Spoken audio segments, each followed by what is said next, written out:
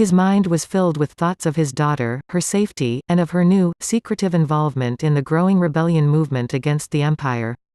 He was overrun with memories of the destruction he had seen unfold across the galaxy during the Clone Wars and how it had nearly destroyed this place. At the close of the Clone Wars, he and the other leaders of Alderaan had gathered every single weapon on the planet and loaded it onto a huge armory ship aptly renamed Another Chance. He remembered setting the nav computer coordinates to have it continually jump through hyperspace on an elliptical course around the galaxy until such a time, if ever, that the Council of Elders decided the weapons were needed. From that day forward, Alderaan became known as a peaceful, art and technology-loving world with no weapons. He hoped his beautiful planet would stay that way, and that the royal involvement with the rebellion would not create a need for them far sooner than anyone could have thought possible. His gaze wandered across the darkening sky, taking in the incredible view. He was turning to re-enter the palace when something caught his eye, making him turn back to look closer. Something was moving in front of the setting sun. It wasn't a ship, in fact it wasn't even anything within the atmosphere. Something of enormous size moving through the heavens, slipping between Alderaan and her star was eclipsing the setting sun as he watched.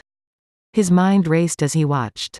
None of the small moons orbiting Alderaan had the size to do what he was seeing, and those moons were flattened, irregular rocks, more like asteroids. This obstruction was round, perfectly round. He rushed back to the railing, clenching it tightly as starlight finally broke around the edge of the obstruction. His eyes grew wide as the realization of what was happening washed over him. After all these years of, how could we not have known that oh my God, they actually built it. Garindan's message had given us a target. We all pulled on our buckets and headed off down the hallway toward the spaceport and the docking bays. Tyrell had regrouped his men and had them patrolling the street just outside the docking bays, watching for droids. Davin Felth was turned away, listening to something on his comm, something that sounded important. He thought about sharing the information with Tyrell, then thought better of it, and slipped away from the main group heading toward the docking bays. Tyrell saw him leaving, and followed. 0600 looked up as Felth joined us. He caught up to us as we headed through the narrow alley. I've been monitoring your frequency since Tyrell let the old man and the kid go. I don't trust him. Haven't since I got transferred to his division. I figure you know more about what's going on here than he does. As he fell in with our formation, several others from Tyrell's group appeared as well, weapons on and ready. They wanted a blood payment for 1138's death. We all marched with a purpose now through the city, people scurrying to move out of our way as we struck an imposing image bearing down on them. Captain Tyrell followed a few moments later. We came around a corner to find Garindan leaning against one of the shadowy walls. Rogue stepped up to him. Which way, Garindan squawked Bay 94. Rogue turned to us. All right men, load your weapons. Felth sprinted to the front of the pack, hurrying past Rogue as we headed toward Bay 94. He must really feel the need to prove himself to someone. I thought, as we marched, maybe it was to himself. I thought sure we would have been heading back to Bay 85, to that battered YT-1300 freighter, the Corellian and the Wookiee. I had a very bad feeling about this. It was all wrong. I know that old man and the kid talked to the Wook in the bar, unless they were passed off to another ship. We all hurried down the dark, narrow steps toward the bay. I could hear sand being ground beneath our boots on the stone stairs and the high pitch of our blaster power cells cycling up toward full and ready. Felth and Rogue spilled out into the dim recesses of the entry to the bay. The freighter from Bay 85 was in here now. ETZ and I had been right. I could see the Wookiee in the cockpit removing something that was hung from the overhead instruments. The Corellian human was uncoupling fueling lines and closing the access hatch when Rogue gave his order. Stop that ship, blast M. As he spoke, time seemed to slow and barely move at all. The Corellian pilot's eyes grew wide as Felth and Rogue fired on him. Narrowly missing. With a lightning-quick reflex, he had drawn his thigh-holstered blaster and returned their fire. Taka shoved Rogue forward to the sandy floor, saving him, as the wall above them both exploded, blowing a fueling line wildly through the air. It slammed into Taka's back and burst out through his chest. spraying blood across his white armor and the sandy floor. Topaliv and Dans ran across to find cover behind some supply crates. Rogue dove into a tucked roll and came up firing. Tyrell's men pushed ahead of us, wanting revenge for the death of -1,138 Takas. Several were cut down by the wild blaster fire of the cornered Corellian. ETZ 0600 D. Drag 4120. Blade and I poured into the open space along with them, all firing at the fleeing pilot as he quickly retreated up the entry ramp into his ship, firing back at us as he ran. Tyrell raced off the steps behind us and opened fire as well. Several of the bolts flew past us. ETZ whirled away just in time, falling to the ground, as 4120 and I ducked behind the cover of the stone walls. We were no good to the Empire dead. There was a flash of light as another violent volley of blaster fire was exchanged from the Corellian and both Felth and Tyrell. Somewhere during the exchange, Tyrell was hit and went down. 1265 grabbed Taka's arm and dragged his body back to the bottom of the steps as D-Drag covered him, firing on the Corellian. The ship's inner airlock door slammed down and sealed as the boarding ramp was hoisted and locked, sealing the ship. I glanced up at the cockpit again as we charged forward, firing at the hull. The Wookiee was now seated there working furiously to get the ship ready to lift off, as his human companion burst into the seat beside him. The deafening drone of the customized engines drowned out all other sound as they energized. All energy moorings fell away from the freighter, and her shields came online, absorbing our blaster fire. The invisible push of the ship's anti-grav repulsor field thrust down hard on the floor of the bay, slamming into our chests and throwing us all back several steps as suddenly the ship unceremoniously and unsteadily rose up over the rim of the docking bay pit. She pivoted sharply and her main engines fired as soon as her front forks cleared the rim, in direct violation of the surface proximity repulsorlift restrictions set by the Spaceport Authority. Alarm klaxons were now blaring as I fired one last shot toward the ship that was tearing away in an upward arc over the city and heading rapidly for the stars. All we could do was watch it go. Falker was trying to reach the portmaster for information on the escaping ship. Dans cursed and blasted one of the scurrying pit droids in frustration, as I pulled off my bucket and rubbed my throbbing forehead, then raised my blaster and destroyed the wailing alarm klaxon on the wall above us. Rogue and 0600 moved past D-Drag and 1265 at the base of the steps to see to Taka. On the streets above, Tyrell's men whirled from their checkpoint duties in time to watch a beat-up Corellian stock light freighter blast its way out of the docking bays below and climb rapidly out of sight into the cloudless, pale blue Tatooine afternoon sky. Rogue watched the Falcon racing skyward. Tyrell, lying face up in the sand, also saw the escape. He closed his eyes. Through the pain he slowly realized that he had most likely allowed the data he was searching for to slip from almost within his grasp, to well beyond his reach. Rogue ripped off his helmet and knelt beside the injured captain, spewing furiously. "They re-gone. Tyrell. They just tore out of here heading offworld. 3 of your men are dead and so is Taka. You've got a lot of explaining to do. Your checkpoints didn't work exactly as you had planned, sir." With that he stood up and went to see about Taka.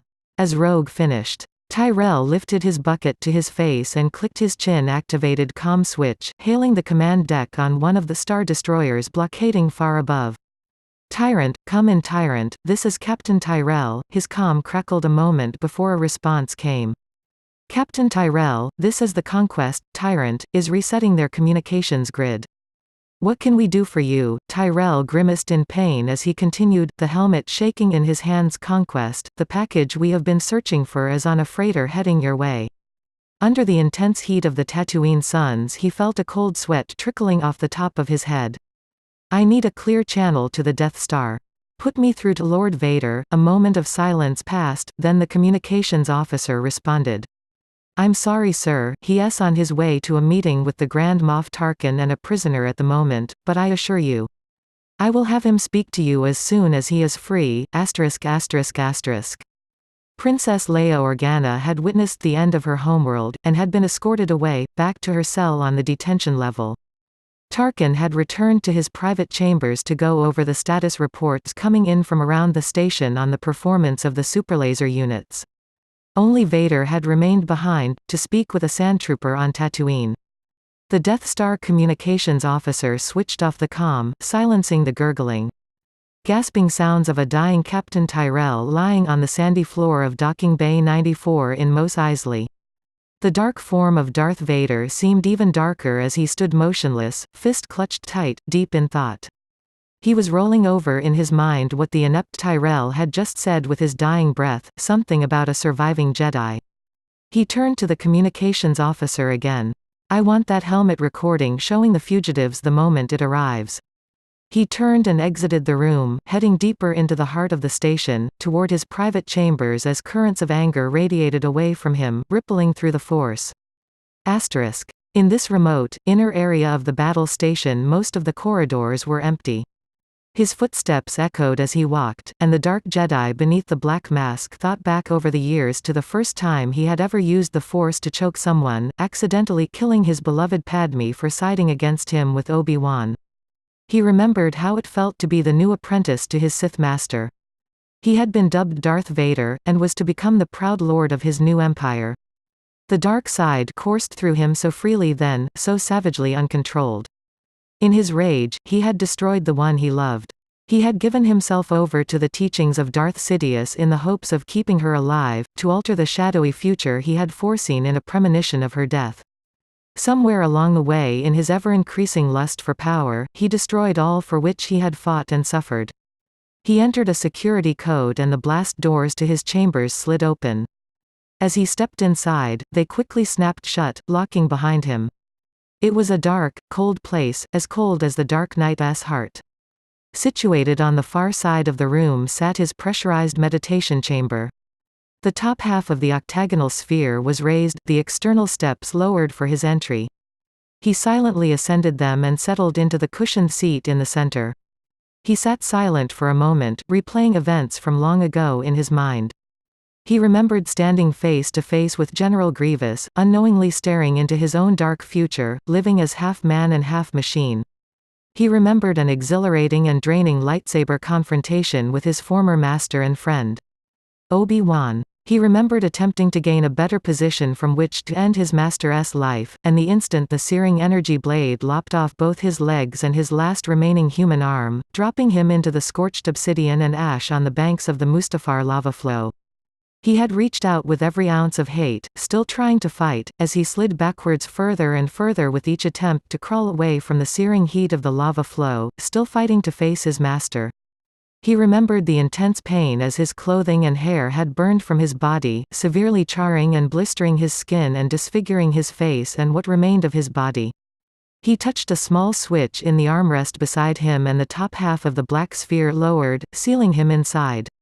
The hissing of the pressurized airflow ceased, and a mechanical armature lowered from above him, clasping around the polished, black dome of his helmet. It tripped a magnetic release mechanism inside the helmet, and raised back out of the way, taking the dome with it. Vader then manually released a lock on either side of his head. There was a hiss of escaping air as he rocked the face mask forward, separating it at the jawline, pivoting forward on pins near the twin silver tusks at the corners of the mouth. Once clear of his head, he lifted the mask off of the pins and set it aside on the ledge that ran around the inside of the chamber.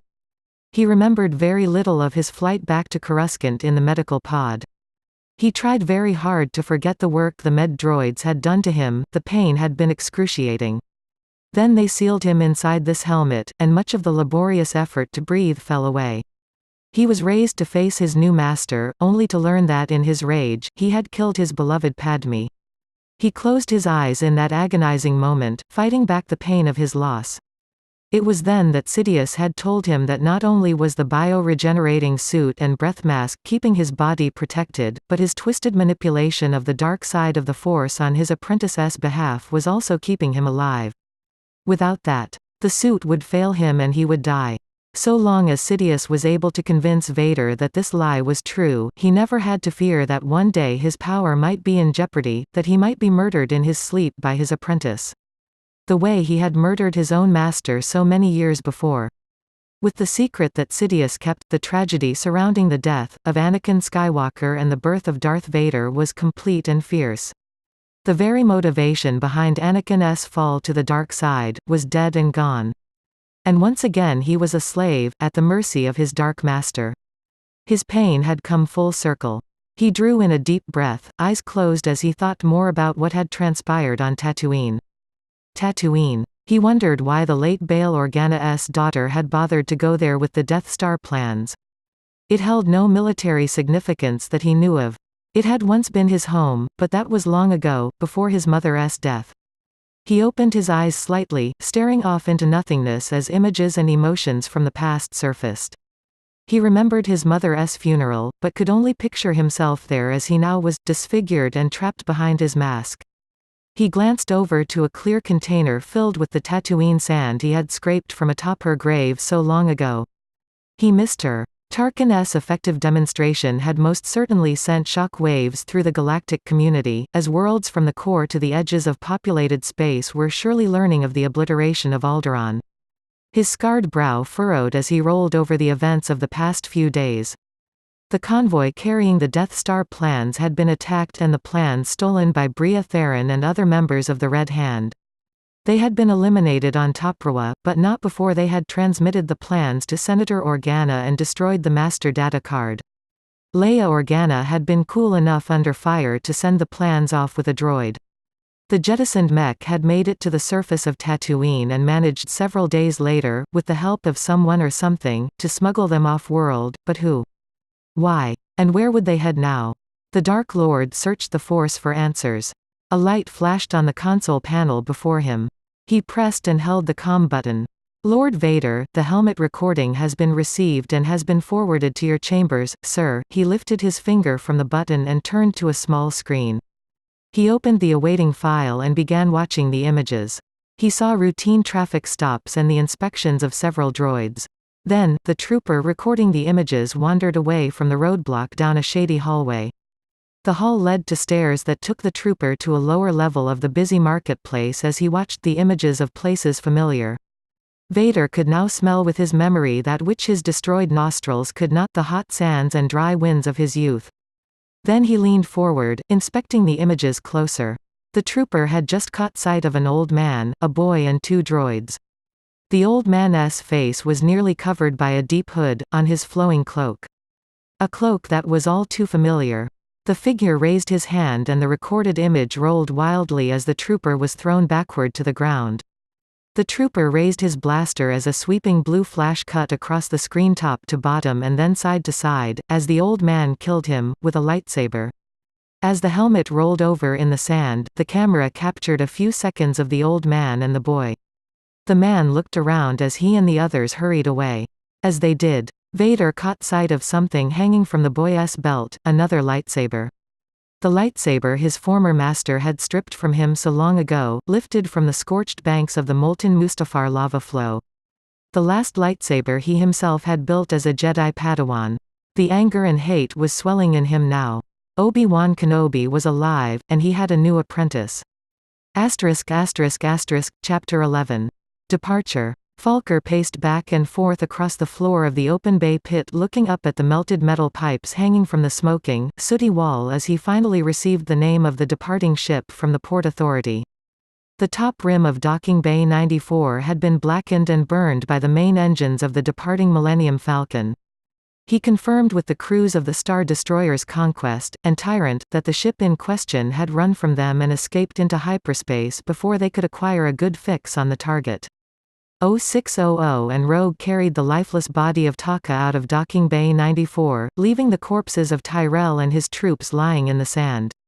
They knew there would be an inspection team here soon, but Taka deserved a better fate than to be picked apart in the official investigation process. D-Drag found a cargo repulsor sled in the upper hallway and met them at the top of the stairs. The bloodied, broken body of their comrade was gently lowered to its surface. Everyone stood silent for a moment, staring down at what could easily have been any one of them. Without a word, the sled was slowly and reverently moved down the hallway, past a silent Gurindon, toward Bay 98. Any thoughts Rogue and 0600 may have had about Taka buying his way out of prosecution alongside them for the Beliran V massacre were now gone. In the darkness of our shuttle flight from Kessel, he had said he thought they were dead in the med lab when he was released. Even if he had bargained his way out, he had now sacrificed his life for Rogue, repaying any debt he may have had, real or imagined. Felth walked behind a bit, and seemed to be somewhat preoccupied. 4120 fell back beside him. What's wrong? Nothing. I am just going over what just happened, you know, making sure I did what I should have, 4120 reassured him. I am sure we all did the best we could, given the circumstances. I am sorry about your friends. Felth was going over the firefight in his head. Oh, they weren't really my friends. I had just transferred in, and I didn't know anyone yet except Tyrell, and I didn't stand him. He was glad that no one in the group had seen him shoot his own squad leader in the back during the last exchange with the Corellian. It had been a gut-wrenching decision, made in a millisecond, and one that had absolutely surprised him, but he now felt that the rebellion was doing the right thing. In his heart he felt the Empire was wrong, oppressing worlds across the entire expanse of the galaxy. He had worked so hard to locate the missing data and prove himself, and now, he knew he was trapped in that role of dedicated stormtrooper. He knew the Empire would find him if he deserted and jumped sides. He knew he could now be of much more value to the rebellion by remaining within the Empire, and funneling information to their cause. This newly assembled unit seemed to be a smart group though. He would need to be vigilant at all times until he was allowed, by the inspection team, to be reassigned. *****. The interior lights of the sealed meditation chamber were dimmed to near absolute darkness. Its occupant in a deep meditation. The obscure layers of consciousness slipped elusively by as the human brain, of what had once been Anakin Skywalker, fed on the energy attracted by the midichlorians coursing through what was left of his bloodstream. He felt the warm pulse of his human heart in his upper arms and the trunk of his body. His heavy cybernetic limbs, however, still felt foreign and cold. At first they had been ungainly and awkward, forcing him to relearn standing and walking all over again. During those hazy, dark days following his defeat at the hands of his Jedi Master, he had worked endless, grueling hours in his private chambers, practicing with one, and building to several seeker remotes and assassin droids to master his new limbs. His ravaged body and blistered, deformed skin ached and burned beneath his suit and helmet, but not nearly as hot as the hatred that burned in his heart for his former master. He repeated painful motions over and over again, learning the new subtleties of moving through fight stances on his cybernetic legs, and regaining the dexterity and masterful control of his dominant lightsaber hand. He allowed himself to feed off the intense pain, focusing it, channeling it, bringing the force around him to a constant, controlled boil. Cloudy thoughts now mingled with the energies of the dark side as Vader lost himself in its inky, warm liquidity, seeking answers to questions that had plagued him since discovering Obi-Wan still among the living. He allowed himself to slowly drift closer to the light side force energies than he had since yielding to the Sith teachings of Palpatine, so long ago. He needed to sense others from his lost order in his quest for his former master. Suffering cries of the Jedi he had helped decimate echoed in his ears. He heard the urgent, pleading warning from Qui-Gon calling out to him. Anakin. No. In spite of all that could have distracted him, he remained focused, searching for answers, awaiting clues to be revealed to him. He was open to any sense or feeling of a reason why Obi-Wan might possibly have been on Tatooine with a new apprentice. Obi-Wan hated Tatooine, and would not have been there willingly. He remembered the stories he had been told about the damaged, leaking hyperdrive engine forcing that fateful emergency landing, forever entwining his destiny with that of Qui-Gon. Obi-Wan and the Queen, his fragile beauty. Padme. He had been concerned that they might have been stuck on the desert planet for a very long time. It made no sense that he would have willingly returned. Perhaps that was exactly why he did so. As his meditative trance became more focused, images began appearing in the mind's eye of the Dark Lord. He saw an emerging asteroid field. Planetoids tumbling silently. One of them shifted and became Master Yoda, tumbling off into a gathering fog. He calmed himself and became even more centered in the Force. In his vision, there were clouds, rain and mud with the cries of unseen animals hiding in the shadows of colossal trees draped with vines. Then, as the cloudy haze parted slightly, he saw Obi-Wan holding an infant in his arms and heard a voice call out, "Luke." It was the shallow, but unmistakable, sweet sound of his wife's voice. His heart beat increasingly faster, pounding in his ears now as the images became disjointed. Fast morphing flashes in his mind as he abruptly ascended from his unconscious state too rapidly. He saw Padme lying on a table, speaking to Obi-Wan, then falling silent as the life drained from her face. Her still body transformed into a mound of sand, blowing off the table in a wind across an emerging Tatooine skyline at sunset. A hooded Obi-Wan now stood amidst the blowing sand with the child, walking into the sunset. Then, the blowing sands consumed him and gave way to careening, colliding asteroids which became two combatants engaged in a furious lightsaber battle. He was fighting someone dressed in black whose movements were aggressive, attacking and Sith-like. He continued to ascend as intermittent, hazy images surfaced of himself throwing a dark-robed figure over a balcony amidst tangled streams of Force lightning raining down on him, killing him. Suddenly, he emerged from the trance. His eyes fluttered open wildly in the darkness of the dim meditation chamber, lacking the ability to form tears, but filled with the pain and grief of his loss all over again. His chest heaved and he gasped as his mechanical lungs quickly adjusted, cycling air in and out at twice their normal pace. ******, 4120 piloted Tyrell's shuttle out across the sand waves heading toward the heart of the Dune Sea. Captain Tyrell and his men were dead, they wouldn't be needing it anytime soon. The members of the 104th MFP were seated silently in the jump seats along both side walls. Taka was the first to fall in the line of duty in this new post, and Rogue now prepared him for his final resting place. We all watched as he drained the energy clip, snapped it in the magazine well, and placed Taka SE-11 in his hands, carefully positioning one hand on the grip, the other under the barrel, laying it across his chest as if he were standing at the ready. ETZ nodded knowingly. "You can have my blaster when you pry it from my cold, dead hands." Rogue turned to him. Nodding. "Exactly." It was a cocky phrase that had been uttered by virtually every trooper, in every session on Kurita when sidearms were issued to a new class. The main engines were cut as braking thrusters fired and the ship began slowing, finally coming to a hover over the ridgeline of a large dune. 4120's hands moved over the controls as he lowered us carefully to the ground. Topaliv and Blade opened the rear hatch and extended the boarding ramp as the rest of us unclipped. A warm wind whipped past us as we pushed the sled down to the blowing sand. The afternoon light was fading fast, bathing us in a dark orange glow as the twin suns sat just above the horizon. 0600 walked away from us in silhouette, facing the two giant fireballs, then stopped and looked down at his feet, kicking at the sand a bit. "This is a good spot." We moved the sled over to him and lifted our dead from it. Placing him gently in the sand on his back, blaster held up to his chest, staring up into the stars. We all stepped back a pace and respectfully removed our helmets. Only the sound of the wind blowing past us was heard. Blowing sand began to collect around Taka's body, mounting up against it as we watched silently. Rogue spoke. "He gave his life to save mine. This new Sandtrooper. And as a Sandtrooper, we offer up his body to be returned to the sand, to become one with it." He knelt down and grabbed up a handful of sand, and tossed it across Taka's chest.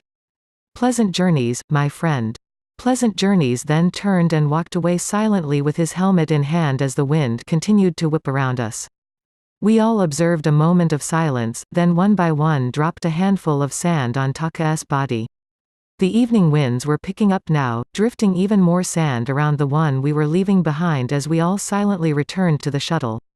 Topaliv and I were the last to board, taking a final look back at Taka as we ascended the sloped ramp. We had all seen troopers fall in battle, many of them friends. I just didn't think it would be happening this soon after arriving here. The white of his impervium had almost been swallowed entirely by the time we lifted off. The bluish-white haze of the afternoon sky had given way to the amber and bronze tones of the early evening which had now yielded to the suffocating blackness of a moonless Tatooine night. 4120 had bypassed the spaceport protocols and set our shuttle down in the open courtyard behind our new barracks.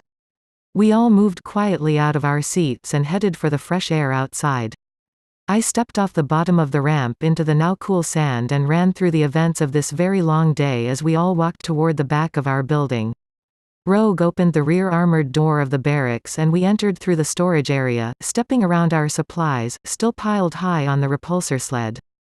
I secured the door after Topaliv and ETZ came through.